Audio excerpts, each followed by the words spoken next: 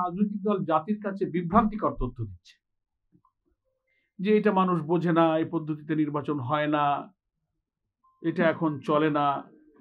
কখনো কখনো সেই দলের একজন স্থায়ী কমিটির সদস্য এই মন্তব্য করে ফেলেছেন যে দেশের মানুষ ইভিএম বোঝে না, তারা পিআরও বোঝে না। তো আমরা দুঃখ করে বলেছি যে যিনি বক্তব্য রেখেছেন তাকেও বুঝতে হবে যে ইভিএম কিন্তু একটা মেশিনের নাম, ইলেকট্রনিক ভোটিং মেশিন, আর পিআর হচ্ছে একটা ইলেকট্রাল সিস্টেম। দুইটা জিনিস কি আপনি একভাবে বললেন, যিনি বললেন তারও তো এটা বোঝা দরকার। ইভিএম এবং পিআর এটা একসাথে কোনো কম্পারেটিভ আলোচনার বিষয় নয়, একটা প্রযুক্তি আর একটা ইলেকট্রাল সিস্টেম। এটাকে মিলায় আপনি বাংলাদেশের মানুষের সামনে বলে দিলেন একটা বড় দলের নেতা, এটা জনগণ বোঝে না। তো প্রপোর্শনাল রিপ্রেজেন্টেশন যেটাকে বলা হয়, পিআর পদ্ধতি, আপনারা ইতিমধ্যেই জেনেছেন, কারণ এই পদ্ধতির উপরে সারা দেশে, বিশেষ করে ঢাকাতে জাতীয়ভাবে বিভিন্ন রাজনৈতিক দল, বিভিন্ন সংস্থা, সংগঠন, গবেষণা প্রতিষ্ঠান আলোচনা, সিম্পোজিয়াম, গোল টেবিল এগুলোর আয়োজন করছে। এগুলোর উপরে পত্রপত্রিকা আর্টিকেল লেখা হচ্ছে, প্রবন্ধ লেখা হচ্ছে, এর উপরে বই ইতিমধ্যে লেখা হয়েছে। এটার উপরে গবেষণা চর্চা কিন্তু হয়েছে, যেহেতু পিআর পদ্ধতিটা ইলেকশনের কি সিস্টেম, কেমন করে এটা হয়। এবং আমি বলবো এর ব্যাখ্যা যাওয়ার আগে আপনারা নিশ্চয়ই সচেতন সাংবাদিক বন্ধুগণ এবং দেশবাসী যারা আছেন, বাংলাদেশের কয়েকটা বেসরকারি সংস্থা একটা জনমত জরিপ করেছে, একটা সার্ভে করেছে যে পিআর নিয়ে যে বিতর্ক হচ্ছে, দেখি দেশের কত % জনগণ পিআর পদ্ধতিতে নির্বাচন চায়। সেই সার্ভে রিপোর্টেও দেখা গেছে যে 71% মানুষ দেশে পিআর পদ্ধতিতে নির্বাচন চায়। তো আজব ব্যাপার। তারপরে বলা হচ্ছে যে না, এটা জনগণ হবে না, মানবে না, আমরা পারবো না। প্রপোর্শনাল রিপ্রেজেন্টেশন পদ্ধতিতে পৃথিবীর আধুনিক গণতান্ত্রিক দেশগুলোতে প্রায় 90টারও বেশি দেশে এই পদ্ধতিতে নির্বাচন হয়, এবং এই পদ্ধতির মধ্যে আবার 6টা পদ্ধতি আছে। প্রপোর্শনাল রিপ্রেজেন্টেশনেরও 6টা সিস্টেম আছে, এক এক দেশের জন্য এক একটা অ্যাপ্লিকেবল, সব দেশে সবটা প্রযোজ্য হয় না। আমরা বলেছি যে বাংলাদেশের জন্য যেটা প্রযোজ্য হবে, যেটা অ্যাপ্লিকেবল হবে, সেটা এক্সপেরিমেন্ট করার জন্য বিশেষজ্ঞদের নিয়ে, সংবিধান বিশেষজ্ঞদের নিয়ে, যারা নির্বাচন বিশেষজ্ঞ আছেন, আলোচনা হতে পারে। কিন্তু পিআর বুঝবে না, মানবে না, এটা হয় কি করে? কেয়ারটেকারও একসময় এ জাতি বুঝতো না। একটা দল বলতো যে কেয়ারটেকারে আবার কি, নির্দলীয় নিরপেক্ষ, পাগল আর শিশু ছাড়া কেউ নিরপেক্ষ হয় না। এসব বক্তৃতা হয়েছে না এদেশে, যাদের একটু বয়স বেশি, সেই সময় আন্দোলনের কথা। এবং এটার হিস্ট্রিও আপনাদের জানা আছে যে বাংলাদেশে কেয়ারটেকার সরকারের প্রথম ফর্মুলাটা দিয়েছিলেন বাংলাদেশ জামাত ইসলামীর সাবেক আমির অধ্যাপক গোলাম আজম রাহিমাহুল্লাহ, যিনি ডাকসু জিএস ছিলেন, ভাষা সৈনিক ছিলেন। তো উনি যখন এই ফর্মুলাটা দিয়েছিলেন, আমাদের এই কেন্দ্রীয় মজলিস শুরার এক বিরাট অধিবেশনে তিনি এই প্রস্তাবটা পেশ করেছিলেন। তখনও জাতির উদ্দেশ্যে যখন আমরা এটা, আমাদের নেতৃবৃন্দ যখন এটা পেশ করলেন যে একটা ফ্রি ফেয়ার ক্রেডিবল ইলেকশন হতে গেলে, গ্রহণযোগ্য ইলেকশন হতে গেলে এই পদ্ধতি ছাড়া কোনো দলীয় সরকারের অধীনে নির্বাচন নিরপেক্ষ হয় না, এটা প্রমাণিত। তখনও অনেক দল এটা মানে নাই।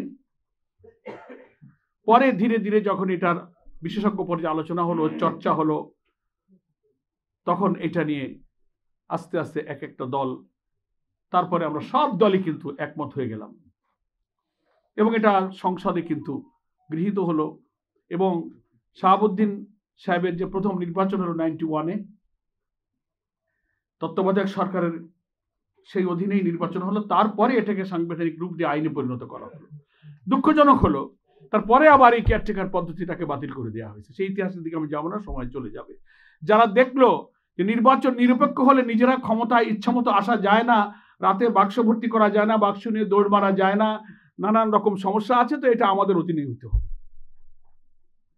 এটার অনেক ইতিহাস আছে।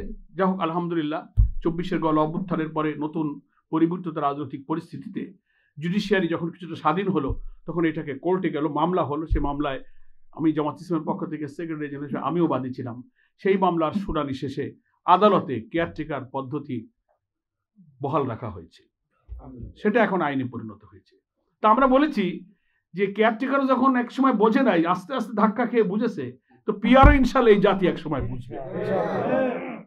আমরা এটাকে নিরপেক্ষ কেন বলেছি? এটার সিস্টেমটা ইতিমধ্যে অনেকে জেনে ফেলেছে। তো বাংলাদেশের জন্য যে প্রযোজ্য বিধান, 6টা থেকে যে কোনো একটা আমরা চয়েস করতে পারি। এই নির্বাচনে কমন নিয়মটা হচ্ছে কোনো ব্যক্তি প্রার্থী হবে না, দল প্রার্থী হবে।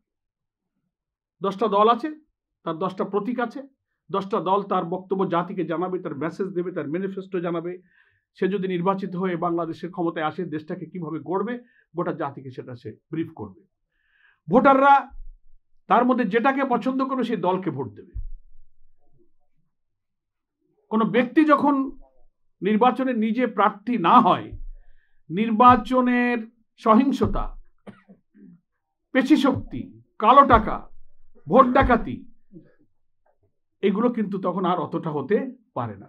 কারণ আমি যে এমপি হতে পারছি না, আমি হব কিনা তো আমি জানি না, ফলে আমার যেহেতু ইন্টারেস্ট নেই, তো আমি কোটি কোটি টাকা কেন এখানে খরচ করতে যাব? আমি ক্যাডার বাহিনী কেন পুষতে যাব? আমি কেন ভোট কাটতে যাব? এখানে আমার পার্সোনাল ইন্টারেস্টটা যেহেতু নেই।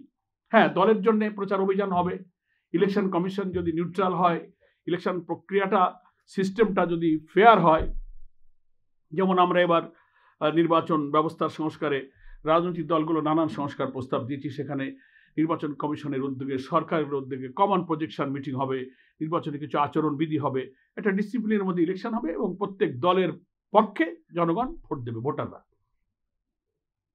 ভোট শেষে ভোট গণনা হলে কোন দল কত পার্সেন্ট ভোট পেল, টোটাল কাস্টিং ভোটের কত পার্সেন্ট ভোট কোন দল পেল, ক দল এত পেল, খ এত পেল, গ এত পেল, এত পার্সেন্টেজ পেল। ভোট গণনার পরে according to ratio of percentage বাংলাদেশের 300 আসনের পার্লামেন্টে ওই সিটগুলো ওই পার্সেন্টেজ অনুযায়ী দলের মধ্যে ভাগ করা হবে। ঠিক আছে, আপনি এত পার্সেন্ট ভোট পেয়েছেন 300 আসনের মধ্যে, এত পার্সেন্ট অনুযায়ী তাহলে আপনি এতটা আসন পাবেন। এতে হয় কি, প্রত্যেকটি ভোটারের ভোটের মূল্যায়ন হয়। দেখেন না, আমরা যখন ছোটবেলায় দেখছি ভোট টোট হতো, ভোটাররা ভোট দিয়ে আসলে যে প্রার্থী হেরে যেত তার ভোটটা হয়তো কাজে লাগে নাই। দেখা গেল যে সে 5 ভোটে হেরে গেছে, 20 ভোটে হেরে গেছে, 100 ভোটে হেরে গেছে, বাড়ি এসে বলতো যে আমার ভোট পচে গেছে, ভোটটা পচে গেছে, তারপরে ভোট কাজে লাগে না। এখনো পার্লামেন্টে যে ইলেকশনের সিস্টেম আছে, 1.5 লাখ ভোট পেয়ে আমি জিতে গেলাম, আর একটা আমার প্রতিদ্বন্দ্বী 1,49,000 পেল, সে লোকটা হেরে গেল, তাহলে এই 1,49,000 ভোটের কোনো মূল্য হলো না। আমি কথাটা বোঝাতে পারছি কিনা আপনাদের? তাহলে এই ভোটারগুলোর মূল্যায়ন পিআর পদ্ধতিতে হবে, কারণ প্রত্যেকটি ভোট দলের অনুকূলে গিয়েছে, ব্যক্তির অনুকূলে যায়নি, এবং গণনা হয়েছে, শতকরা হারে তার মধ্যে আসন বণ্টিত হয়েছে। তাহলে যদি কেউ 1% ভোটও পায়, 300 আসনের মধ্যে যদি টোটাল কাস্টিং ভোটের 1% ভোট যদি সে পায়, তাহলে সে 3টা আসন পাবে। আমি কথাটা বুঝতে পেরেছেন কিনা? 1% ভোট যদি কোনো একটা দল পায় টোটাল ভোটের, তাহলে সে 300-র মধ্যে 1% কত হয়? 3টা হয়, পাবে। এবং তাদের সুবিধা হচ্ছে যে মনোনয়ন বাণিজ্য হয় না, যে আমার মনোনয়ন দেন আমি 5 কোটি দিয়ে দেবো। সব দোকান খুলে বসে থাকে দোকানদারের মতো, যাও সিট বিক্রি হবে, টাকা কে কত দিবা। টেন্ডার হয় না, নিলামে ওঠে না, ডাক ওঠে, নিলাম হইতে হইতে হাইয়েস্ট যে পায় তারে দিয়ে দেয়, কিন্তু টাকা কিন্তু দলের নেতার পকেটে চলে গেল। এই পিআর পদ্ধতিতে যেহেতু ব্যক্তির ইন্টারেস্ট থাকে না, সেই যে মনোনয়ন বাণিজ্য হয় না, সন্ত্রাস, সহিংসতা, কালো টাকা, পেশি শক্তির প্রভাব থাকে না, প্রত্যেকটি ভোটারের কিন্তু যথাযথ মূল্যায়ন হয়। সবচেয়ে বড় লাভ হলো এই পিআর পদ্ধতির, যে পার্লামেন্টটা হয় একটা কোয়ালিটি পার্লামেন্ট, একটা রিচ পার্লামেন্ট। কারণ যখন আপনি দেখবেন যে একটা দল হয়তো 50টা সিট পেয়ে গেল, তার ভোটের রেশিও অনুযায়ী সে 50টা আসন পেয়ে গেল, তখন এই সিস্টেমের ইলেকশন কমিশনকে প্রত্যেকটি দল তার এমপিদের তালিকা সে দিয়ে দেবে। তিনি তার সেন্ট্রাল লিডারদের মধ্যে থেকে যিনি আইনজ্ঞ, দক্ষ, ভালো পার্লামেন্টারিয়ান হতে পারেন, যিনি ল মেকার হতে পারবেন, সংবিধানের ব্যাপারে, আইনের ব্যাপারে যিনি ভালো বিশেষজ্ঞ, বাছাই করে করে সিনিয়র পার্লামেন্টারিয়ান যারা চাঁদাবাজ নয়, মাস্তান নয়, টাউট নয়, অশিক্ষিত নয়, বেকার নয়, নেশাখোর নয়, দেখে দেখে দলের উপরে একটা সুযোগ আসে, দল বেছে বেছে তার ভালো লোকগুলোকে পার্লামেন্টে মনোনয়ন দিতে পারে। আপনি দেখবেন অতীতের অনেক দলের ইলেকশনের এই রেকর্ড আছে, আওয়ামী লীগের মধ্যেও ছিল, বিএনপির মধ্যেও ছিল, আমাদের জামাতের মধ্যেও আছে। দলের বহু কেন্দ্রীয় যোগ্য নেতা নির্বাচনী এলাকায় গিয়ে যখন টাউট মাস্তান এবং টাকা, কালো টাকা, পেশি শক্তি মস্তানির পক্ষে যখন লড়াই করতে পারে না, সিনিয়র লোকেরা, ভদ্র লোকেরা সেখানে গিয়ে এই অপকর্মে যখন প্রতিযোগিতা টেকে না, টাকার প্রতিযোগিতা টেকে না, তখন একটা স্বল্প শিক্ষিত মাস্তান অস্ত্রবাজ কিন্তু কেটে কুটে সে জিতে যাচ্ছে, অর্থাৎ একটা দামি মূল্যবান লিডার কিন্তু সে নির্বাচনে জিততে পারছে না। এরকম বহু নেতা শব্দের মধ্যে ছিল। এই ক্রাইসিসটা কিন্তু পিআর পদ্ধতিতে আর থাকবে না, কারণ দল উইল নমিনেট দেয়ার এমপি। দল বলে দেবে যে আমার দলের এই 30 জন তালিকা দিয়ে দেবে ইলেকশন কমিশনকে, ইলেকশন কমিশন তাদেরকে পার্লামেন্ট মেম্বার হিসেবে শপথ পড়াবে। তাহলে এটা হচ্ছে প্রপোর্শনাল রিপ্রেজেন্টেশন পদ্ধতি। এই পদ্ধতি মানুষের কাছে এখন জনপ্রিয় হয়ে উঠছে। আমি যে দলের একজন দায়িত্বে আছি, আমরা আমাদের দলের পক্ষ থেকে যে রিফর্ম কমিশনের পক্ষ থেকে আমাদের কাছে যে প্রপোজালগুলো এসেছে ন্যাশনাল কনসেনসাস কমিশনে, আমরা এই পিআর পদ্ধতি সেখানে প্রপোজ করেছি। অনেক দল চাচ্ছে এখন, এবং বাংলাদেশের বেশিরভাগ জনগণের, বেশিরভাগ ভোটারের যারা প্রতিনিধিত্ব করে, জরিপ করে দেখেন, আমরা কালকে প্রধান উপদেষ্টার সাথে সাক্ষাতে সে কথা আমরা বলে এসেছি,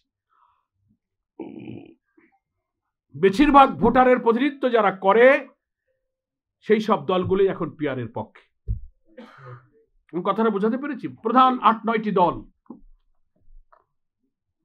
তারা সব এখন পিআর চাচ্ছেন। হ্যাঁ, পিআর এর মধ্যে আপার হাউস, লোয়ার হাউস, নতুন প্রপোজালের মধ্যে এখানে কিছু ভিন্ন মত আছে। কেউ বলছে শুধু আপার হাউসে এবার হোক, কেউ বলছে না আপার লোয়ার 2 হাউসে হোক।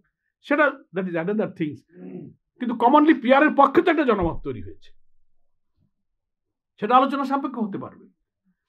এই জন্য আমরা কালকে প্রধান উপদেষ্টাকে এটা বলেছি যে পিআর নিয়ে যদি কোনো কনফিউশন থাকে, আরো জুলাই সনদ আসছে, জুলাই সনদে আমাদের 166টা সুপারিশ রিফর্ম কমিশনের পক্ষ থেকে গ্রহণ করা হয়েছিল। ন্যাশনাল কনসেনসাস কমিশন সেগুলোকে যাচাই বাছাই করে 38টা রাজনৈতিক দলের কাছে তারা পাঠিয়েছে যে এই ব্যাপারে আপনি মতামত দেন। আমরা সব দল মতামত দিয়েছি। সেটাকে একটা ঐক্যমত্য করার জন্য যে জাতীয় ঐক্যমত্য কমিশন করা হয়েছে, হেডেড বাই চিফ অ্যাডভাইজার, সেখানে কো চেয়ারম্যান আছেন ডক্টর প্রফেসর আলী রিয়াজ। ওনারা খুব চেষ্টা করছেন যে পলিটিক্যাল পার্টিগুলোর মধ্যে মেজর ইস্যুতে যে ডিফারেন্স ওপিনিয়ন আছে এটাকে আমরা একটু একমত করার চেষ্টা করি। আলহামদুলিল্লাহ রাব্বিল আলামিন, আসসালাতু ওয়াসসালামু আলা সাইয়্যিদিল মুরসালিন ওয়া আলা আলিহি ওয়া সাহবিহি আজমাইন। ফোরাম অফ ডিপ্লোমা ইঞ্জিনিয়ার্স বাংলাদেশের উদ্যোগে জাতির বিদ্যমান রাজনৈতিক পরিস্থিতির সবচেয়ে গুরুত্বপূর্ণ আলোচিত বিষয় পিআর পদ্ধতিতে নির্বাচন এবং জুলাই সনদের আইনগত ভিত্তির উপরে এই গোলটেবিল বৈঠকের সম্মানিত সভাপতি, ফোরামের সভাপতি প্রকৌশলী মোহাম্মদ আব্দুস সত্তার শাহ, আজকের এই গোলটেবিলের বিজ্ঞ আলোচকবৃন্দ, ফোরামের সম্মানিত নেতৃবৃন্দ, গোলটেবিল বৈঠকে উপস্থিত প্রিয় সাংবাদিক বন্ধুগণ, সুধীবৃন্দ, দেশবাসী, আমরা আল্লাহর কাছে শুকরিয়া আদায় করছি যে দেশ জাতির সামনে এখন যে বিদ্যমান সংকট, নির্বাচনটা সুষ্ঠু, নিরপেক্ষ, গ্রহণযোগ্য, যেটাকে ক্রেডিবল বলা হয়, ফ্রি ফেয়ার বলা হয়, সেই নির্বাচন হবে কিনা এক সাগর রক্তের বিনিময়ে অর্জিত নতুন বাংলাদেশের নতুন গণতন্ত্রের নতুন ডাইমেনশনে যখন জাতি যাত্রা শুরু করবে, সেই নির্বাচনের প্রতীক্ষায় যখন মানুষ অধীর আগ্রহে অপেক্ষা করছে, তখন একটি সংশয়, একটা অস্বস্তি জাতির মধ্যে নতুন করে শুরু হয়েছে যে বিষয়গুলো নিয়ে, সেটাই হচ্ছে পিআর পদ্ধতিতে নির্বাচন এবং জুলাই সনদের আইনগত ভিত্তি।